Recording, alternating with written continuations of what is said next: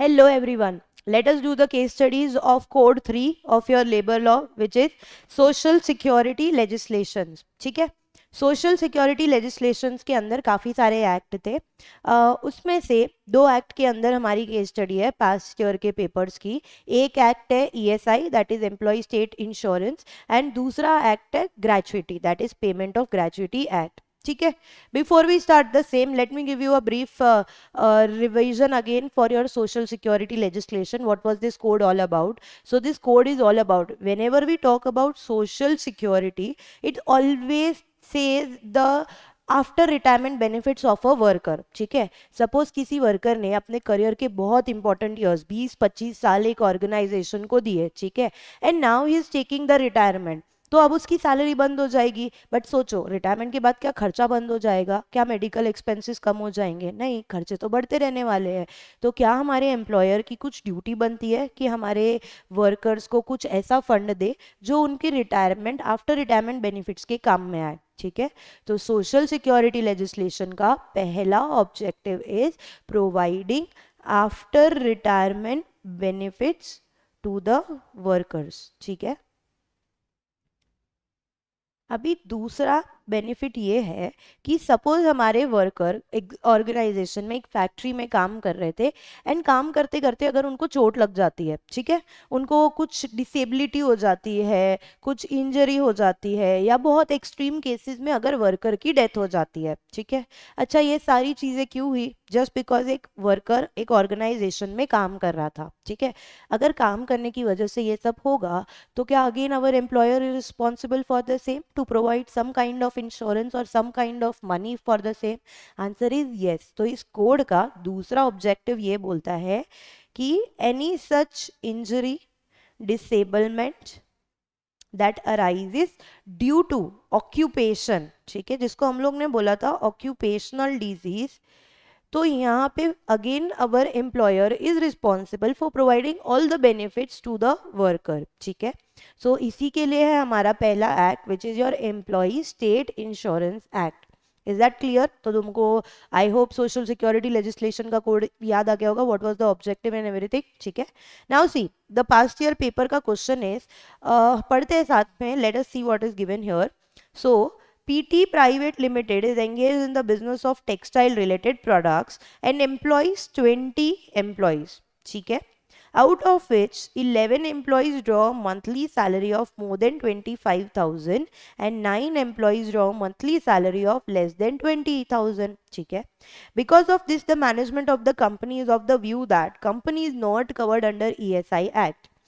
Referring to the relevant provisions, clarify whether the contentions of management of PT Private Limited is correct. ठीक है, so question क्या बोल रहा है? There is this company जिसमें हमारे पास में 20 एम्प्लॉयज है। ठीक है, 20 में से जो 11 एम्प्लॉयज है उनकी सैलरी है मोर देन 25,000। ठीक है, एंड जो बाकी के 9 एम्प्लॉयज है उनकी सैलरी है लेस देन 20,000। क्लियर? अच्छा, अब वो लोग ऐसे पूछ रहे हैं क्या इस ऑर्गेनाइजेशन पे एक्ट एप्लीकेबल होगा? ठीक है, अच्छा अब मुझे बताओ रजिस्ट्रेशन हमारे एम्प्लॉयर को कब करना होता है अंडर दिस एक्ट? ठीक है, सो रजिस्ट्रेशन की ना दो एप्लीकेबिलिटी, दो तरीके की है। ठीक है, एक एप्लीकेबिलिटी हमारे ऑर्गेनाइजेशन के ऊपर आती है, मतलब अपने एम्प्लॉयर के ऊपर आती है, एंड दूसरी एप्लीकेबिलिटी होती है एम्प्लॉयज की वेजेस के ऊपर। मतलब ऐसे कौन से एम्प्लॉयज जिसको कंपलसरी इस एक्ट के अंदर ESI का बेनिफिट मिलेगा। ठीक है, तो मैं आप लोगों को याद दिला दूं, then it was 10 or more. In any such organization where there are 10 or more employees working, the registration has to be taken by the employer. ठीक है, अब कौन से एम्प्लॉयज को बेनिफिट मिलेगा अंडर दिस ESI? ठीक है, सो हमने ना यहाँ पे एम्प्लॉयज को दो कैटेगरी में डिवाइड किया था। एक नॉर्मल एम्प्लॉय था एंड एक डिसेबल्ड एम्प्लॉय है। ठीक है, डिसेबल्ड मतलब जो ऑलरेडी पहले से ही ऑर्गेनाइजेशन ज्वाइन करने से पहले ही डिसेबल्ड है। ठीक है, तो हमने इन दोनों की ना वेज लिमिट रखी है। अभी वो वेज लिमिट है नॉर्मल एम्प्लॉय के लिए इट इज 21,000 मतलब अप टू 21,000 एंड डिसेबल्ड के लिए इट इज़ 25,000। ठीक है, ये ज़्यादा रखने का मोटिव ये था कि भाई देखो वो एम्प्लॉय ऑलरेडी डिसेबल्ड है और उसके साथ अगर कुछ इंजरी और डिसेबलमेंट हो जाता है तो उसकी लाइफ और हार्ड हो जाएगी। That's why we have kept this salary limit high so that more and more workers can be included in this part. ठीक है, ये बहुत एप्लीकेबिलिटी आएगी। अगर हम हमारा केस देखें तो पहले हम लोग ये देखते हैं क्या एम्प्लॉयर पे एक्ट एप्लीकेबल होगा। Our answer will be yes because 20 employees है।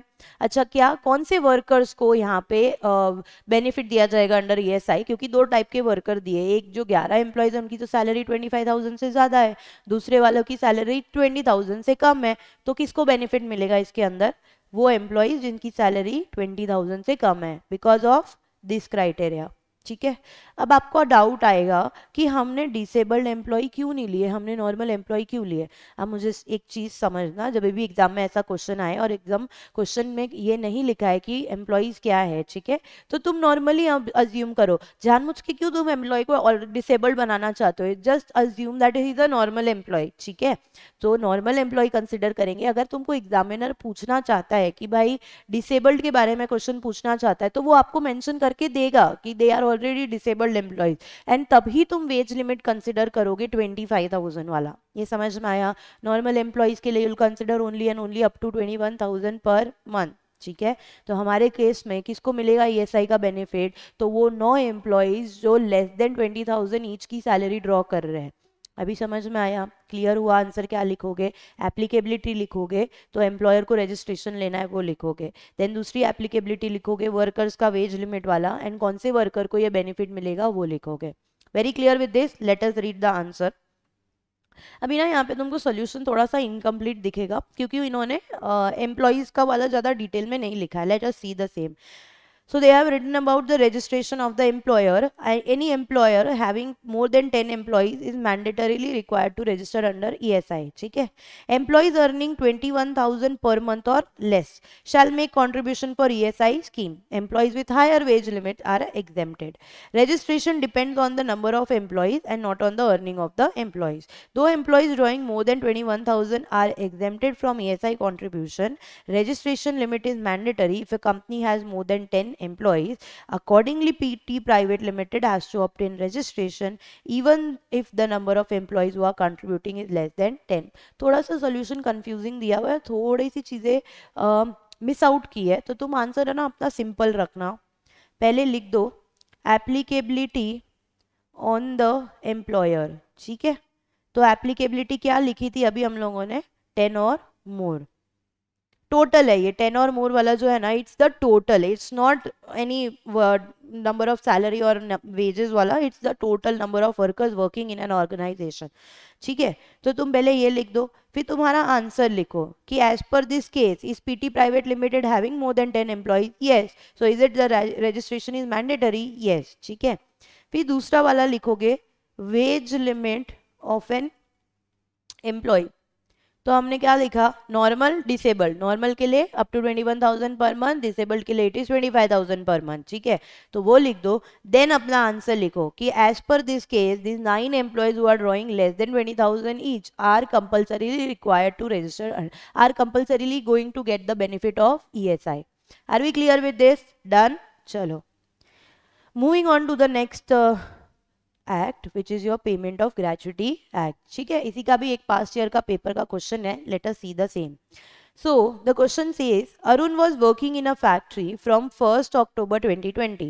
He met with an accident while working in the factory on 30th June 2023 which resulted into permanent disablement. Okay, काम करा था फैक्ट्री में एंड उसका disablement हो जाता है. ठीक है, एंड उसने काम ज्वाइन किया था 2020 में, इसके साथ ये एक्सीडेंट हुआ 2023 में. ठीक है, his services were terminated by the owner of the factory. The owner also denied to pay gratuity, मतलब ओनर ने ग्रेचुइटी पे करने से मना कर दिया to Arun on the ground that he has not rendered continuous service of 5 years. Referring the provisions of Payment of Gratuity Act, examine the correctness of the decision of the owner of the factory for non-payment of gratuity to Arun. ठीक है। Question ये पूछा है कि जो हमारे अरुण भाई है वो 2020 से 2023 मतलब 2020 से काम चालू किए थे, 2023 में उनके साथ में ये दुर्घटना हो जाती है। ठीक है। तो हमारा ना एम्प्लॉयर जो है ना वो क्या बोलता है कि ये दुर्घटना की वजह से उसको निकलना पड़ेगा काम से या जो भी केस है, तो हमारा एम्प्लॉयर बोलता है कि अरुण भाई ने ना 5 साल वाला क्राइटेरिया है। ठीक है। कंटिन्यूस सर्विस ऑफ 5 years जब ग्रेचुइटी के लिए एलिजिबल होते हैं ना, तो the provision says that the person eligible for gratuity must have rendered a continuous service of 5 years और मोर। ठीक है। तो यहाँ पे तो हमारा एम्प्लॉयर क्या कंटेंशन दे रहा है कि भाई ये अरुण ने ना 5 साल का काम ही नहीं किया, तो मैं उसको ग्रेचुइटी नहीं दूंगा because he is not eligible for gratuity. ठीक है। ये क्वेश्चन है। अब तुम मुझे बताओ क्या जो एम्प्लॉयर ने बोला वो सही है? Answer is no, because let us first remember the provision, recall the provision and then will answer the question. ठीक है। प्रोविजन ये बोलता है कि ग्रेचुइटी हमारे वर्कर को तब दी जाती है जब उसने कंटिन्यूस सर्विस ऑफ 5 years और मोर किया हो। ठीक है। एंड ग्रेचुइटी मिलता कब है? सो रिटायरमेंट, सुपर एनुएशन,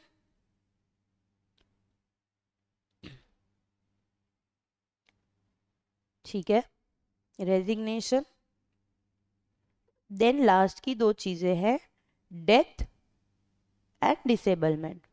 ठीक है। तो मतलब क्या हुआ प्रोविजन का कि ग्रेचुइटी तब एलिजिबल होती है जब एक तो 5 साल से ज्यादा कंटिन्यूस सर्विस किया हो। एंड कब दी जाती है ग्रेचुइटी? तो एम्प्लॉय रिटायर हो रहा है, रिजाइन कर रहा है, सुपर एनुएशन हो रहा है, उसकी डेथ और डिसेबलमेंट हो गई। ठीक है। अब प्रोविजन का दूसरा पॉइंट ये बोलता है, चलो हमने इस सब में तो समझ में आया कि 5 साल या उससे ज्यादा काम किया होगा तो ग्रेचुइटी मिलेगी। मुझे बताओ डेथ और डिसेबलमेंट किसी को पूछ के आएगी या एक्सीडेंट कब होने वाला है वो देख के आएगी, या डेथ ऐसा बोलेगी नहीं नहीं ग्रेचुइटी में 5 साल का क्राइटेरिया है, हम 5 साल के लिए उसको काम करने देते हैं फिर उसकी डेथ हो गई, ऐसा होता है क्या? नहीं।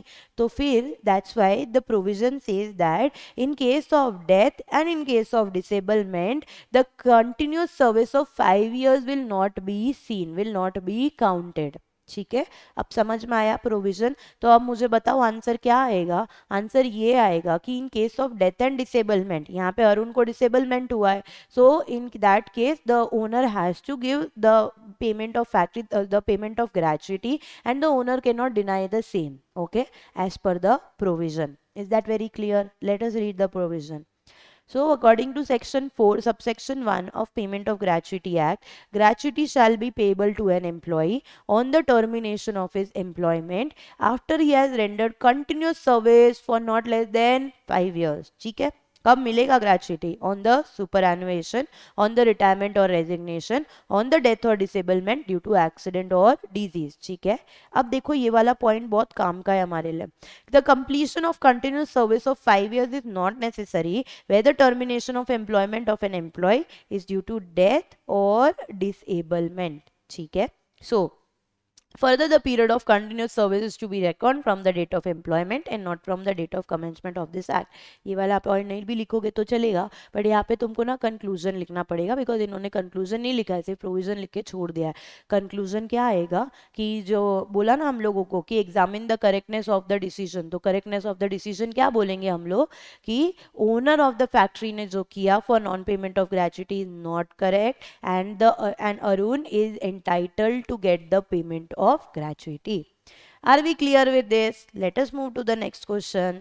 Again, one more question is there for Gratuity Act. Let us solve the same. So, the question says, Santi was employed in a factory since 2008 where the total employees in the factory were 54. ठीक है. She resigned from the employment on 31st March 2023 after 15 years of continuous service. ठीक है. The factory owner denied to pay the amount of gratuity to Santi, stating that on the date of her retirement, the number of employees of the factory had come down to 8. Hence, the provision of Payment of Gratuity Act would not be applicable. Referring to the provisions of Gratuity Act, advise whether Santi will succeed in her claim. ध्यान से सुनो, this question is also based on the applicability. ठीक है।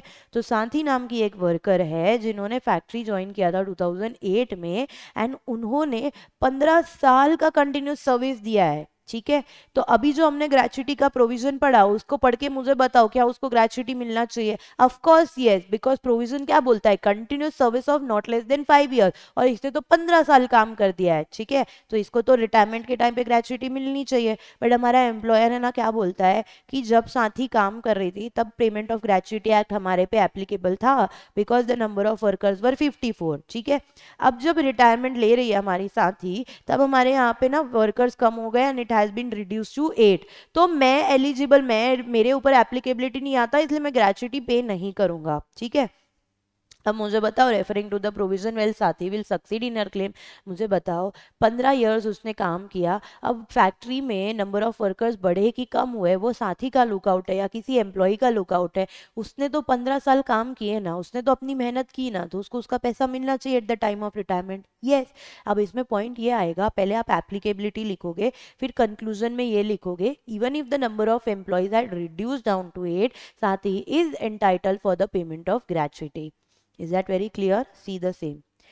So the Payment of Gratuity Act provides for a scheme of compulsory payment of gratuity to employees engaged in factories, mines, oil field, plantation, ports, railway companies, shops or establishment on the termination of employment after he has rendered a continuous service for not less than 5 years on his superannuation, retirement, resignation, death or disablement. ये वाला provision अब भी हम लोग ऊपर वाले question में पढ़ चुके हैं, ठीक है।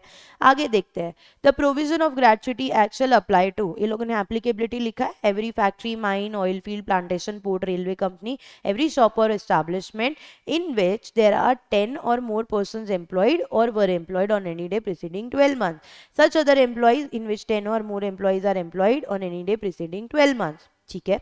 अ शॉप और एस्टैब्लिशमेंट वंस कवर्ड, ये काम का पॉइंट है हमारे लिए इस क्वेश्चन के लिए, once covered shall continue to be governed by the act, notwithstanding the number of persons employed therein at any time after it has become so applicable falls below 10. ठीक है। In the light of the above mentioned provision, साथी will succeed in her claim irrespective of the fact whether the number of required employees or workers fall below 10. Are we clear with this answer? Done with this question? Here we complete the code number 3 of your labor law, which is social security legislation. ठीक है, मिलते हैं last code की case study के साथ में।